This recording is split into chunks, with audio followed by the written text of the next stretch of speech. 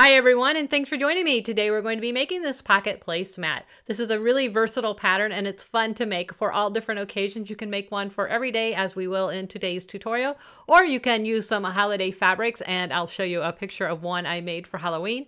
And that turned out really fun. You could use it for Christmas, Easter, all kinds of different occasions. You could make a set and give them as a gift. I think that would be really fun. Now this project came to me through a request in my Craft Crazy Facebook group. And someone found this pattern on Joann's and they asked me to make it. So thank you, Joann's. And without further ado, let's get started. And I'm going to show you how to make this super cute placemat. So here's what you need. You're going to need 2 pieces of fabric cut to 15 by 20 inches. 15 by 20 inches, both cut the same. 2 fabric squares cut to 9 inches by 9 inches. You're going to need some clips or pens.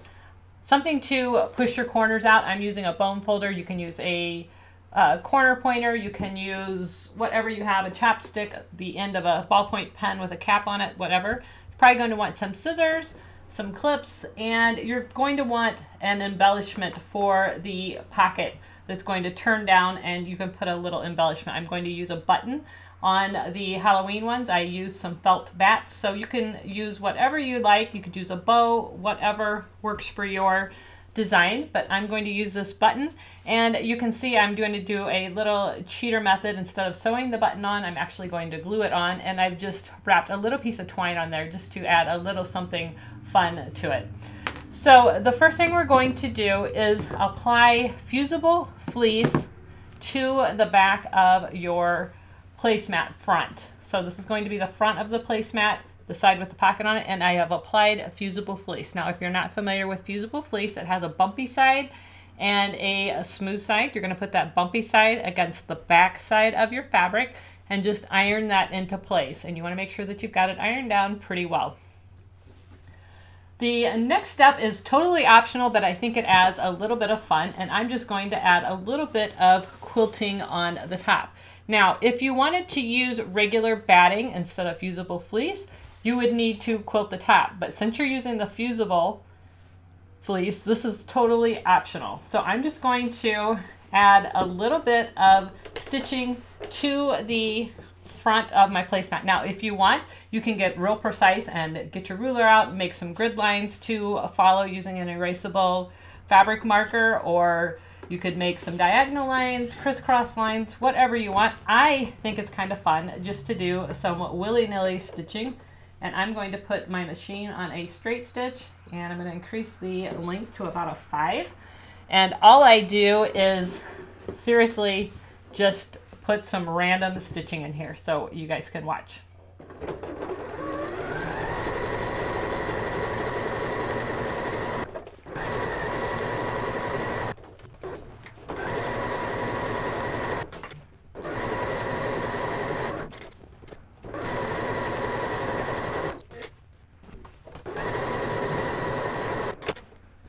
Okay, so I have just ran some random stitching in here, and I just think it adds a little bit of character. It might be easier for you to see on the back. Maybe you can't see it, I'm not sure. But there's no rhyme or reason. Don't feel like you can't quilt. It's just some random wavy stitches across it, and it just adds a little bit of texture and character to the front of the placemat. But that's totally optional if you're using the fusible fleece. Okay, the next thing we're going to do is concentrate on our pockets. And we've got 2 9-inch squares. We're going to put those right side together. You can make these the same on both sides, the same fabric, or you can make them different. I'm making mine the same. And I'm just going to clip. Using a 1/2 inch seam allowance, you're going to sew down one side, turn, and sew down the other side, leaving the other 2 sides open. One little tip that I recently learned: when you're turning the corner, make sure the needle is in the down position, but then turn the wheel just a little bit till you see that needle start to come up. Leave it in the fabric, but just wait till it just starts to come up, and then turn your corner, and that will give you those nice, sharp, straight stitches on the corner.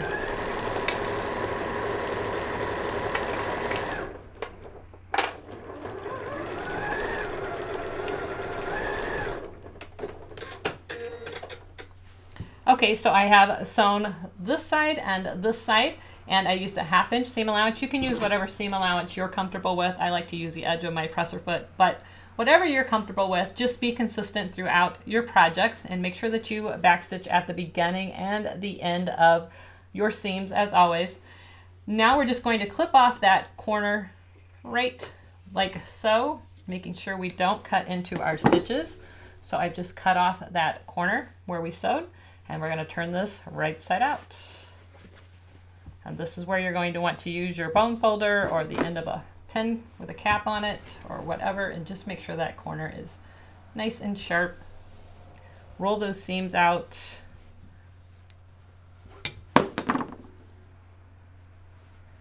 And the iron's going to be your best friend. So we're going to iron this nice and flat. I just want to make sure that seam is pressed out on both sides.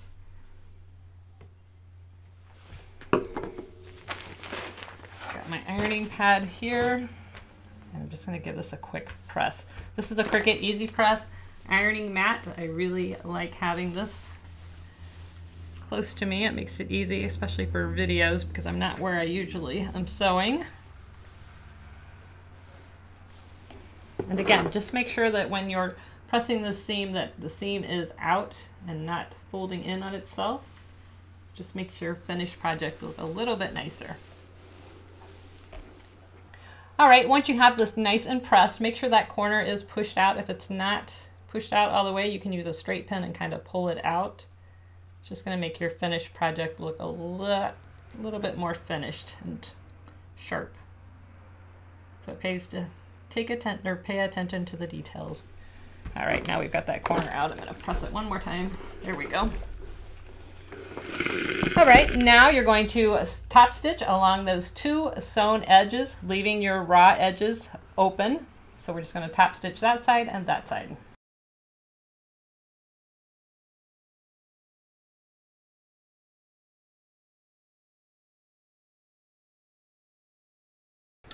So now we have our pocket done. We're going to attach that to our placemat. Now you want to orient, if you have a directional fabric, you want to orient your quilted piece or the piece that we put the fusible fleece on so that the top is facing away from you and the pocket's going to go in the lower right.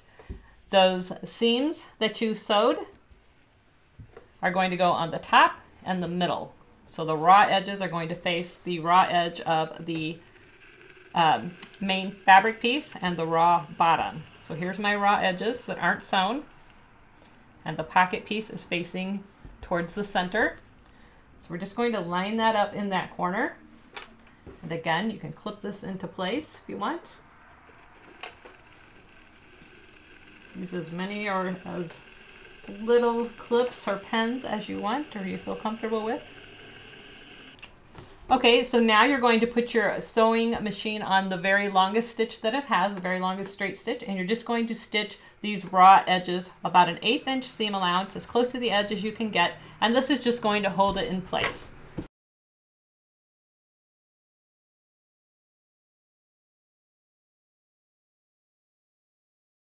All right, so now you can see I have this piece basted into place just along those raw edges. This side's still open. You're going to leave that down, and you're going to take your back side fabric and you're going to put it pretty side down. So you're got pretty side to pretty side. My fleece is facing the desk. Pretty side, pretty side. You're looking at the back of your fabric. And again, we're just going to line everything up and pin it into place. And now, using a fabric marker or whatever type of fabric marking that you like to use, you're going to make a mark about 3 to 4 inches on, and I recommend if you have a directional fabric, do it on the bottom side so it's the side with your pocket, but it really doesn't matter. You can make it anywhere, but I recommend doing it like in the bottom center. And I made mine 1, 2, 3, 4 inches wide. You just need it enough that you're going to be able to turn everything right side out. So 4 inches is going to be about right, but do what works for you. And now we're just going to take this to the sewing machine and we're going to back stitch, stitch all the way around using a 1/2 inch seam allowance and back to our other mark, not sewing between the 2 4-inch marks. So you're going to sew up, around, back, stop here, back stitching at the beginning and the end.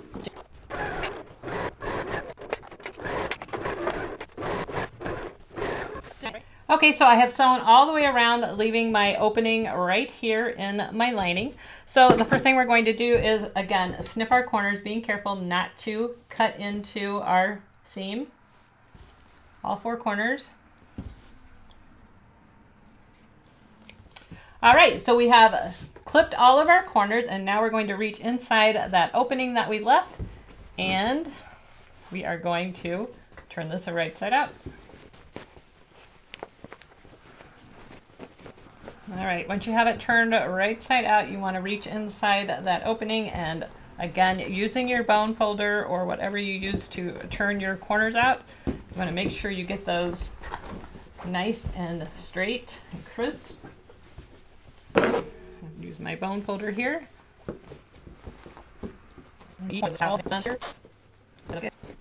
Here.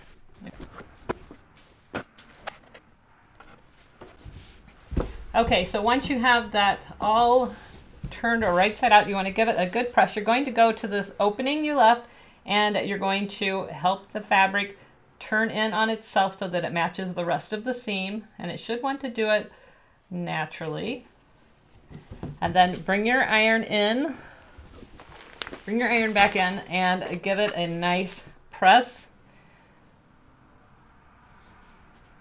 You just want everything to line up. Your corners are nice and crisp. You might need to take your bone folder inside and run it along the seams to make sure that they're not rolling in on themselves. So once everything is into place, this is optional, but I like it. I'm using a little bit of Heat and Bond Ultra Hold. It's a double-sided adhesive tape, and I am just going to open that opening up and tear a piece of this about the same length, and I'm just going to place it right inside that seam,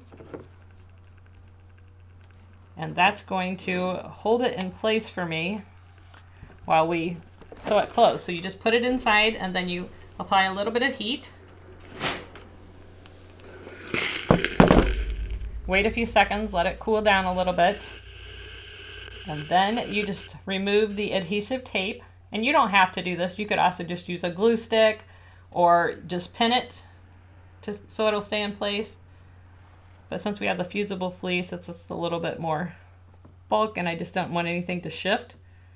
So once this is cooled down, you can just peel that tape off, and it leaves a adhesive right there. So you're just going to put it back down and hit it with heat again, and that will close that opening.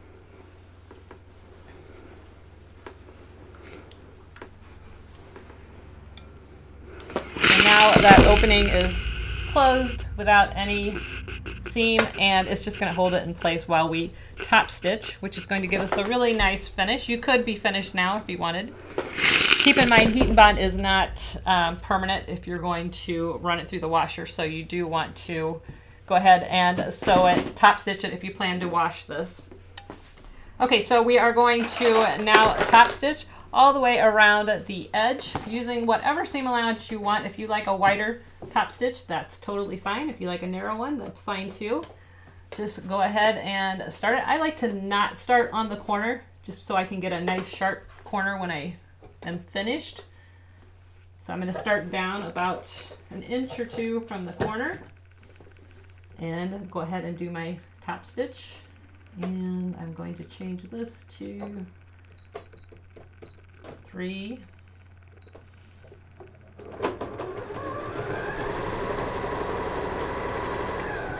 When you come to this pocket, slow down and make sure that the pocket goes under the presser foot and doesn't get folded up.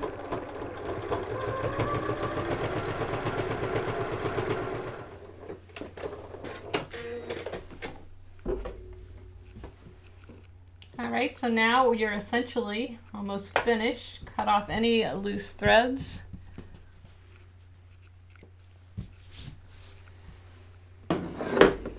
All right, so now you have a choice. You could just leave it like this and put your silverware and napkin right inside there.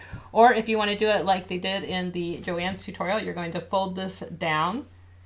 And you can do it at a right angle, however you want to do it. I kind of like it at the right angle. And then you can sew a button on. Now you can sew this traditionally the way you're supposed to, and if you plan on washing this a lot, I would probably recommend sewing it. But I am just actually going to use my glue gun, and I'm going to pop a little bit of glue right here